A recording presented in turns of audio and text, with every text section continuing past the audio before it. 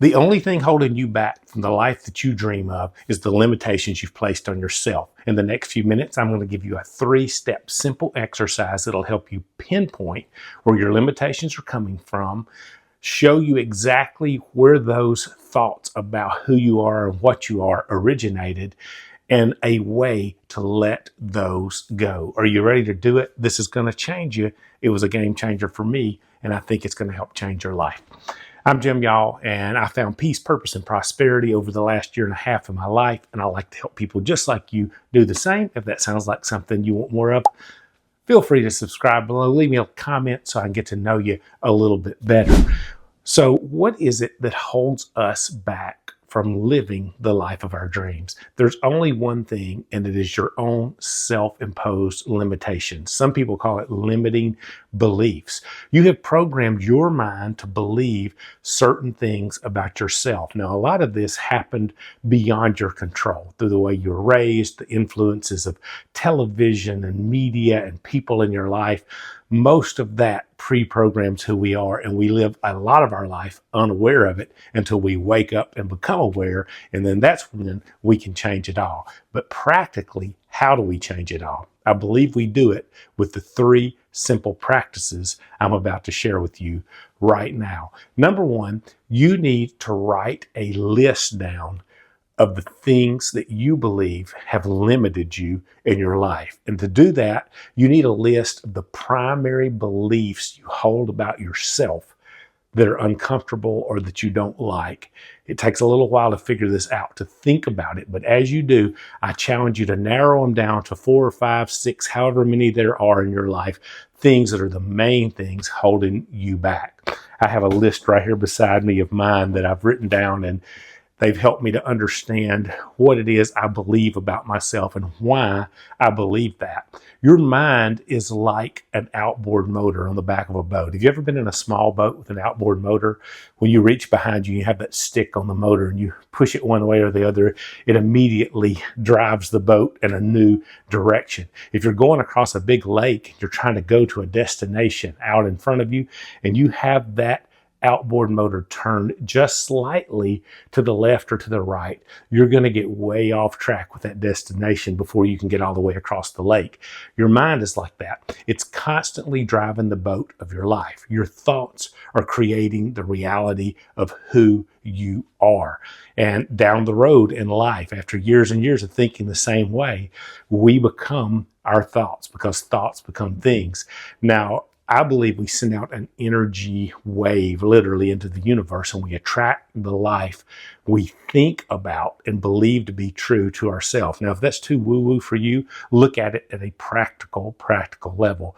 Thoughts become things through this process. I have other videos that goes into depth about this if you want to check them out. But we begin to think a certain way about ourselves. The more we think that thought, the more it makes us feel a certain way about ourselves. And the more we attach that feeling, emotion to it, the more we begin to believe that's the way our reality and all of reality is. And the more we believe it, the more we behave and act according to it. And we just stay in this loop where we reinforce those actions we take with our thoughts and our feelings and our beliefs and our behaviors. And it just keeps you in this endless loop of the person you don't want to be if you're thinking the wrong thoughts. So I encourage you, number 1, make a list of the things that are the core things you think about yourself that you do not like. The second action plan here is draw a line under that handful of things, and I want you to write numbers out beside these that correlate to that first list.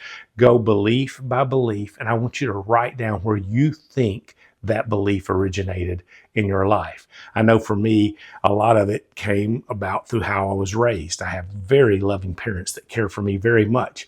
But you know what I've realized as I've gotten older? They're just like I am with my girls. I love my girls very much, but I'm not a perfect person. And I didn't raise my girls to think perfect ways. There's so many things I wish I could reprogram them with now they've gotten older.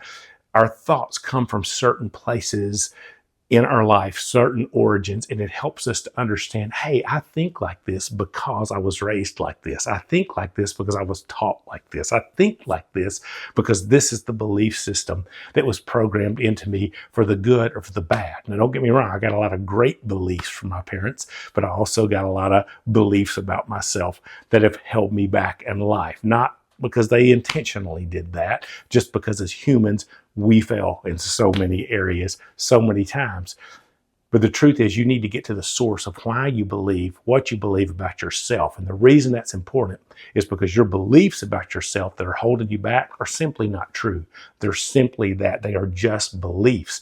And when you change your beliefs, when you change your thoughts, what are you changing? You're changing your things. You're changing your actions in your life. So first, make that list of the beliefs you don't like about yourself.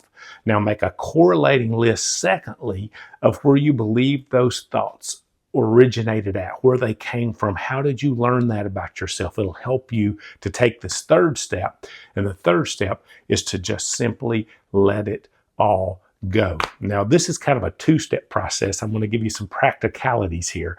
Letting go is a process of sitting with the things we don't like in our life, letting it rise up in us, feeling where it is in our body, sitting with it, and just letting it naturally leave as negative energy through our body. I have a video I'll link below on exactly how to do that process. But if you want to let your stuff go, let your shit go in your life, it's important that you sit with it, let the energy rise up and rise out of you. And like I said, I can show you exactly how to do that, but we don't have time to do it right here. You've got to let that stuff go. Now, to let it go, I would encourage you to do this.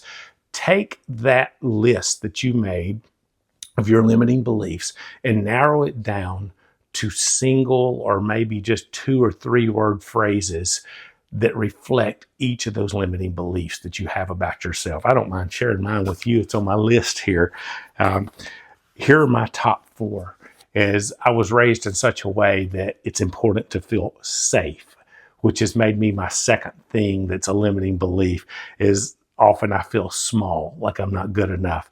I was raised with a hard-working family that it's sweat and tears. I kind of alliterated mine so I can remember them.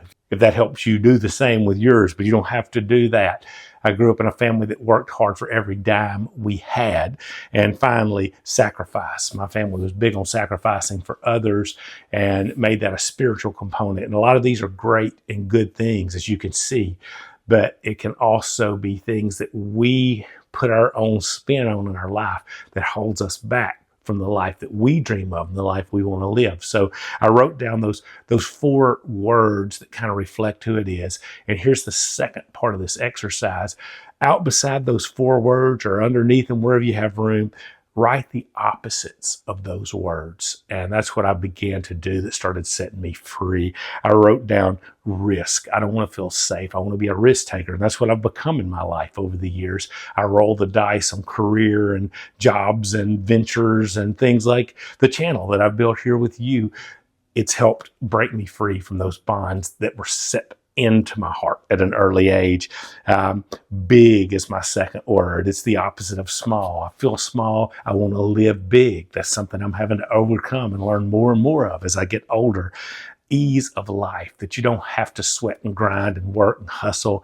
I've lived a lot of my life like that. You just have to set your mind on the intention you want and believe that it's going to happen, because your mind shapes your reality. Your thoughts become things. And finally, free and open is kind of what my word is. They're free to be. It's how I phrased it. It's kind of the is kind of the opposite of living a life of intense sacrifice and servant to others. It's great to serve others and to help others, but you need to be free to be you and be your own person, unlimited by the demands others put on you. For me, that was some of my big things. Now yours might be completely, and probably are completely different than that, but make those 2 lists when you finish the other list. Make those 4, 5, 6, whatever things it is for you, those words that really narrow it down and define it, and then write the opposites of those, because those opposites or what you want to start believing about yourself.